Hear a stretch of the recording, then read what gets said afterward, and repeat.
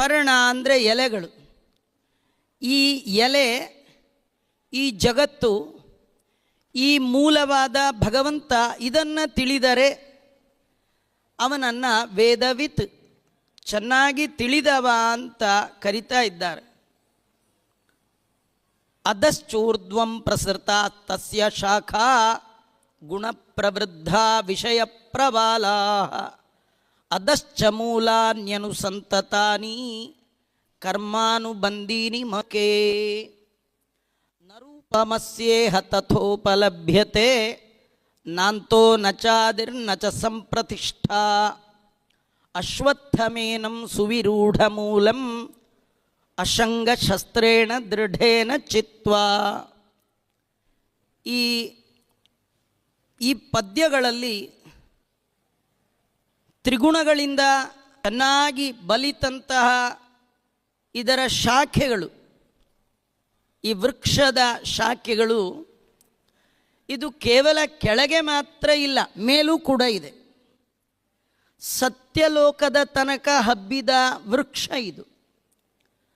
ಸತ್ಯಲೋಕದಲ್ಲಿರುವ ಬ್ರಹ್ಮಾದಿ ಜೀವೋತ್ತಮರಾದ ಚೇತನವೂ ಕೂಡ ಆ ಭಗವಂತನಿಗೆ ಅಧೀನರಾದ ಕಾರಣ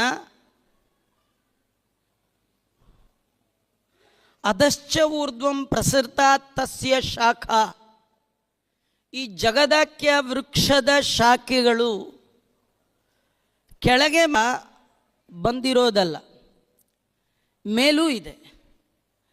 ಅಂದರೆ ಸತ್ಯಲೋಕೇಶ್ವರರಾದ ಬ್ರಹ್ಮಾದಿಗಳು ಕೂಡ ಈ ಜಗತ್ತಿನ ವೃಕ್ಷದ ಶಾಖೆಗಳು. ಇವರೆಲ್ಲರಿಗಿಂತಲೂ ಊರ್ಧ್ವ ಮೇಲಿರುವವ ಭಗವಂತ. ಅವನಿಗೆ ಅಧೀನರಾದ ಈ ಎಲ್ಲರೂ ಕೂಡ ಶಾಖೋಪಶಾಖೆಗಳಂತೆ ಇರುವಂಥದ್ದು. ಶಬ್ದಾದಿ ಇಂದ್ರಿಯ ವಿಷಯಗಳು, ಕಿವಿಗೆ ಕೇಳೋದು, ಮೂಗಿಗೆ ಗಂಧ, ನಾಲಿಗೆಗೆ ರಸ, ಅಂದರೆ ಶಬ್ದ ಸ್ಪರ್ಶ ರೂಪ ರಸ ಗಂಧಗಳು, ಕಣ್ಣು ಕೈ ಕಾಲು ಕಿವಿ ನಾಲಿಗೆಗೆ, ಈ ವಿಷಯಗಳೇ ಚಿಗುರಿದ್ದ ಹಾಗೆ. ಚಿಗುರು ಅದು ಬಹಳ ಆಸ್ವಾದನೆ ಮಾಡಲಿಕ್ಕೆ ನೋಡಲಿಕ್ಕೆ ಚೆನ್ನಾಗಿರುತ್ತೆ. ಆದರೆ ಈ ವಿಷಯ ಪದಾರ್ಥವನ್ನು ನೀವು ಆಸ್ವಾದನೆ ಮಾಡಿದ್ರಿ, ಚಿಗುರನ್ನೇ ತಿಂದುಬಿಟ್ರಿ ಅಂದರೆ ಮುಂದೆ ಫಲ ನಿಮಗೆ ಸಿಗೋಲ್ಲ.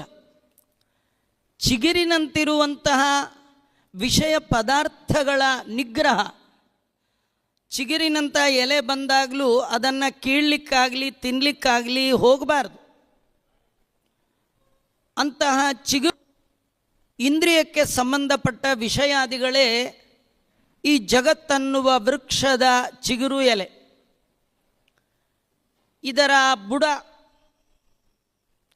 ಸತ್ವಾದಿ ಗುಣಗಳು, ಸತ್ವಗುಣ, ರಜೋಗುಣ, ತಮೋಗುಣಗಳು, ಏನು ನೆನ್ನೆ ಗುಣತ್ರಯ ವಿಭಾಗವನ್ನು ಹೇಳಿದ ಈ ವೃಕ್ಷದ 3 ಬೇರುಗಳು. ಇದರವಾಗಿ ಚಿತ್ ಪ್ರಕೃತಿಯಾದ ರಮಾದೇವಿ, ಅವಳ ಅಧೀನವಾಗಿರುವಂತಹ ಜಡ ಪ್ರಕೃತಿ, ಅದು ಸತ್ವ ರಜ ತಮೋ ಗುಣಗಳು.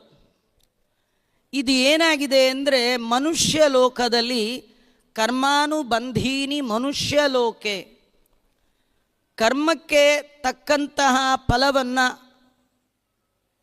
ಕೆಳಗೆ ಮೇಲೆ, ಮೇಲಿನ ಲೋಕದಲ್ಲಿಯೂ ಕೆಳಗಿನ ಲೋಕದಲ್ಲಿಯೂ, ಮನುಷ್ಯ ಲೋಕದಲ್ಲಿ ಮಾಡಿದ ಕರ್ಮಕ್ಕೆ ಫಲ ಶುಭೇನ ಕರ್ಮಣ ಸ್ವರ್ಗಂ ನಿರಯಂಚ ವಿಕರ್ಮಣ. ಈ ವೃಕ್ಷದ ಫಲ ಮೇಲಿದೆ ಕೆಳಗಿದೆ. ಇಲ್ಲಿ ಕಥೆ ಏನಂದರೆ, ಈ ಫಲಕ್ಕೂ ಈ ಕರ್ಮಕ್ಕೂ ಈ ಬೇರಿಗೂ ಈ ವೃಕ್ಷಕ್ಕೂ ಎಲ್ಲಕ್ಕೂ ಮೂಲ ಆಧಾರ ಆ ಭಗವಂತ. ನರೂಪಮಸ್ಯೇಹ ತಥೋಪಲಭ್ಯತೆ. ಈ ವೃಕ್ಷ ಯಾರಿಗೂ ಎಂದೆಂದಿಗೂ ಸಮಗ್ರವಾಗಿ ನೋಡಲಿಕ್ಕೆ ಸಾಧ್ಯ ಇಲ್ಲ. ಇದರ ಕೊನೆಯಾಗಲಿ ನಾಂತೋ ನಚಾದಿರ್ ನಚ ಸಂಪ್ರತಿಷ್ಠ, ಇದರ ತುದಿಯಾಗಲಿ ಇದರ ಕೊನೆಯಾಗಲಿ ಇದರ ನೆಲೆಯಾಗಲಿ ಇದು ಅಗೋಚರ. ಇದರ ಅರ್ಥ ಇದರ ಆದಿ ತುದಿ ಅಂದರೆ ಸೃಷ್ಟಿ, ಇದರ ಕೊನೆ ಅಂದರೆ ಲಯ, ಇದರ ಸ್ಥಿತಿ ನುವಿಕೆ. ಇದು ಭಗವಂತನ ವ್ಯಾಪಾರ. ದೇವರು ಈ ಜಗದ ಸೃಷ್ಟಿ ಸ್ಥಿತಿ ಲಯವನ್ನು ಹೇಗೆ ಮಾಡ್ತಾನೆ ಅನ್ನೋದು ಇದರ ಪರಿಪೂರ್ಣವಾದ ಪರಿಚಯ ಬ್ರಹ್ಮಾದಿ ಚೇತನಕ್ಕೂ ಇಲ್ಲಂತೆ. ಭಗವಂತ ಮಾಡುವ ಈ ಅದ್ಭುತವಾದ ವ್ಯಾಪಾರದ ಸಮಗ್ರ ಪರಿಚಯ ಹೇಗೆ ಇದು ದುರ್ವಿಭಾವ್ಯಂ ಅದೀಶ್ವರೈಹಿ. ವಿದುರ ಮೈತ್ರೇಯರನ್ನು ಸೃಷ್ಟಿಯ ಬಗ್ಗೆ ಪ್ರಶ್ನೆ ಮಾಡುವಾಗ ಮೈತ್ರೇಯರಿಗೆ ಹೇಳ್ತಾನೆ, ಭಗವಂತನ ಅದ್ಭುತವಾದ ಸೃಷ್ಟಿ ಸ್ಥಿತಿ ಲಯವನ್ನು ನನಗೆ ಬಣ್ಣಿಸಿ ಹೇಳಿ. ದೇವರ ಈ ಅದ್ಭುತವಾದ ಸೃಷ್ಟಿ ದೇವಾನು ದೇವತೆಗಳು ಕೂಡ ಪರಿಪೂರ್ಣವಾಗಿ ತಿಳಿಲಿಕ್ಕೆ ಆಗೋಲ್ಲ. ಈ ಜಗತ್ತಿನ ಬಗ್ಗೆ ಪರಿಪೂರ್ಣವಾದ ಪರಿಚಯ ಇಲ್ಲ. ಹಿಂದೆ ಹೇಳುವಾಗ ಕ್ಷೇತ್ರಜ್ಞ ಯೋಗದಲ್ಲಿ ಹೇಳುವಾಗ ಈ ಜಗತ್ತೇ ಕ್ಷೇತ್ರ, ಈ ಜಗದ ಒಳ ಹೊರಗಿರುವ ಭಗವಂತನೇ ಕ್ಷೇತ್ರಜ್ಞ ಅಂತ ವರ್ಣನೆ ಮಾಡಿದ್ದಾರೆ. ಕ್ಷೇತ್ರಜ್ಞ ಯಾಕೆ? ಎಲ್ಲದರ ಒಳಗೆ ಎಲ್ಲ ವಸ್ತುವಿನ ಭಗವಂತನಿಗೆ ಮಾತ್ರ ಈ ಜಗತ್ತಿನ ಈ ಕ್ಷೇತ್ರದ ಸಮಗ್ರ ಪರಿಚಯ ಇದೆಯೇ ವಿನಃ ಮತ್ತೆ ಯಾರಿಗೂ ಕೂಡ ಈ ಜಗತ್ತು ಹೀಗೆ, ಇದರ ಹುಟ್ಟಿನ ಮೊದಲು ಹೀಗೆ, ಇದರ ಲಯ ಹೀಗೆ ಅನ್ನೋದು ತಿಳ್ಕೊಳ್ಳಿಕ್ಕೆ ಸಾಧ್ಯ ಇಲ್ಲ. ಇಂತಹ ಈ ವೃಕ್ಷ ಏನಿದೆ ಇದು ಆಳವಾಗಿ ಬೇರೂರಿರ್ತಕ್ಕಂಥ ಸುವಿರೂಢ ಮೂಲಂ. ಇದರ ಮೂಲ ಸುವಿರೂಢ, ಅತ್ಯಂತ ಆಳವಾಗಿ ಹೋಗಿದೆ. ಇದನ್ನು ತಿಳ್ಕೊಳ್ಬೇಕು. ಇದನ್ನು ಅಶಂಗ ಶಸ್ತ್ರೇಣ ದೃಢೇನ ಚಿತ್ವ. ಚಿತ್ವ ಅಂದರೆ ಸಾಮಾನ್ಯವಾಗಿ ಕತ್ತರಿಸು ಅಂತ. ಆದರೆ ಆಚಾರ್ಯರು ಇಲ್ಲಿ ಅರ್ಥ ಮಾಡುವಾಗ ಚಿತ್ವ ಅನ್ನುವ ಶಬ್ದಕ್ಕೆ ಛೇದನ ಹೇಳಿಲ್ಲ. ವಿಮರ್ಶೆ ಮಾಡು, ಚೆನ್ನಾಗಿ ತಿಳಿದುಕೋ. ಶನಿವಾರ ಗಂಟು ಹಾಕಿದಾಗ ಅದನ್ನು ಕೊಟ್ಟರೆ ಕತ್ತರಿಸಿ ಕೊಡು ಅಂತ ಅರ್ಥ ಅಲ್ಲ, ಬಿಡಿಸಿ ಕೊಡು. ಛೇದನೆ ಮಾಡು ಅಂದರೆ ಅಸಂಗ ಅನ್ನುವ ಶಸ್ತ್ರದಿಂದ ಇದನ್ನು ನಾವು ವಿವೇಚನೆ ಮಾಡಬೇಕು, ಚೆನ್ನಾಗಿ ತಿಳ್ಕೊಳ್ಬೇಕು. ಜಗತ್ತು ಚೆನ್ನಾಗಿ ತಿಳಿದಾಗ ಜಗದಪಿ ತಥಾ ಅವಗಂತವ್ಯಂ ಅಂತಾರೆ ಟೀಕಾಕೃತ್ಪಾದರು. ನೀವು ಜಗತ್ತಿನ ಪರಿಚಯವನ್ನು ಚೆನ್ನಾಗಿ ಮಾಡಿಕೊಂಡಾಗ ಜಗತ್ತಿಗಿಂತ ಅತ್ಯಂತ ವಿಲಕ್ಷಣನಾದ, ಜಗತ್ ಭಿನ್ನನಾದ, ಜಗತ್ ಕಾರಣನಾದ ಆ ಭಗವಂತನನ್ನು ಕಾಣಲಿಕ್ಕೆ ಸಾಧ್ಯ. ಇಷ್ಟು ವಿವೇಚನೆ ಮಾಡುವಾಗ ಈ ಜಗತ್ತು ಅಶ್ವತ್ಥ ವೃಕ್ಷ, ಅಶ್ವದಂತೆ ಚಂಚಲವಾಗಿ ಇರುವಂಥದ್ದು. ಈ ಅಶ್ವ ಬಿಟ್ಟರೆ ಸಾಕದು ಮೇಲೆ ಬರುತ್ತೆ, ನಿಲ್ಲುವ ಪರಿಸ್ಥಿತಿಯೇ ಇಲ್ಲ. ಹಾಗೆ ಈ ಜಗತ್ತು ಇಲ್ಲಿಸ್ಲಿಕ್ಕೆ ಯಾರಿಗೂ ಸಾಧ್ಯ ಇಲ್ಲ. ನಾನಿಲ್ಲ ಅಂದರೆ ಸೂರ್ಯ ಬರೋಲ್ಲ, ಚಂದ್ರ ಬರೋಲ್ಲ, ಇಲ್ಲ. ನೀವಿದ್ರೂ ಅಟ್ಟೆ, ಇವಿಲ್ದಿದ್ರೂ ಅಟ್ಟೆ. ಜಗತ್ತು ಸದಾ ಧಾವಿಸ್ತಾ ಇರುತ್ತೆ, ಇದಕ್ಕೆ ತಡೆ ಇಲ್ಲ. ಈ ಜಗತ್ತು ಅಶ್ವತ್ಥ ಅಂದರೆ ಇವತ್ತಿದ್ದಾಗ ನಾಳೆ ಇಲ್ಲ, ಚಂಚಲ. ಚಂಚಲವಾದ ಜಗತ್ತನ್ನು ನಂಬಬೇಡ.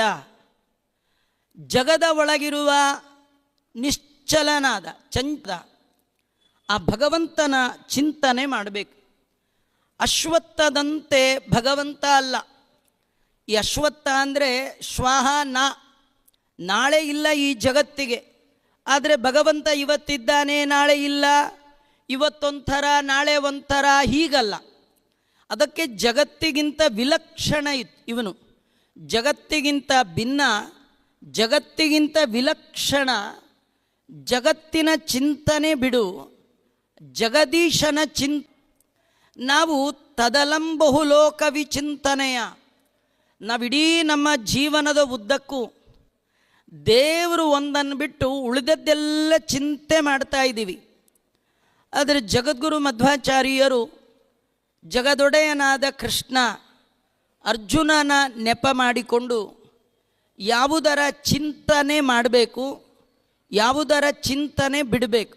ಕಣ್ಣಿಗೆ ಕಾಣುವ ಈ ಜಗತ್ತು, ಇದನ್ನು ಸರಿಯಾಗಿ ತಿಳಿದರೆ, ಏನಂತ ತಿಳಿದರೆ ಇದು ಶಾಶ್ವತ ಅಲ್ಲ, ಇದು ನನ್ನ ಹಿಂದೆ ಬರೋದಲ್ಲ, ಇದನ್ನು ನಂಬಿದ್ರೆ ಪ್ರಯೋಜನ ಇಲ್ಲ. ಯಾವುದು ಶಾಶ್ವತ ಅದನ್ನು ನಂಬಬೇಕು. ಹಾಗಾದ್ರೆ ಗೊತ್ತಾಗಬೇಕು ನಿಮಗೆ ಯಾವುದು ಶಾಶ್ವತವಾದದ್ದು, ಯಾವುದು ಒಂದೇ ರೀತಿ ಇರುವಂಥದ್ದು. ಆ ಅನಾದಿಯಿಂದ ಅನಂತ ಕಾಲದವರೆಗೆ ಭಗವಂತ ಒಂದೇ ತೆರನಾಗಿ ಇರ್ತಾನೆ. ಅವನು ಎಂದೂ ಇಲ್ಲ, ಅವನು ಅಚಲನಾಗಿ ಒಂದೇ ರೀತಿ ಸ್ಥಿರವಾಗಿರ್ತಕ್ಕಂಥವನು. ಅಂಥವನ ಚಿಂತನೆಯನ್ನು ಮಾಡಿ ಜೀವನ ಸಾರ್ಥಕ ಮಾಡಿ.